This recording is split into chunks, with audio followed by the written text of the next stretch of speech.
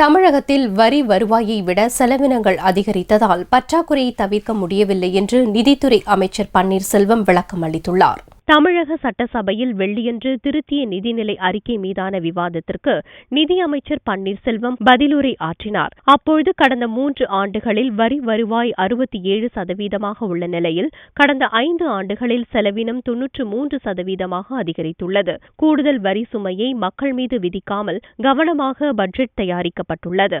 பொருளாதார மாற்றத்தால் கடன் சுமை அதிகரித்துள்ளது. அதற்காக தமிழக அரசின் கடன் சுமையை நியாயப்படுத்தவில்லை. மற்ற மாநிலங்களை விட தமிழகத்தின் கடன் சுமை கட்டுக்குள் உள்ளது என்று கூறியுள்ளார். தமிழ்நாடு மின் பகிர்மான கழகத்தின் 6353 கோடி ரூபாய் கடனை அரசே ஏற்றுக்கொண்டதன் காரணமாகவும் கடன் அளவும் வட்டி செலவும் சுமையும் அதிகரித்துள்ளது.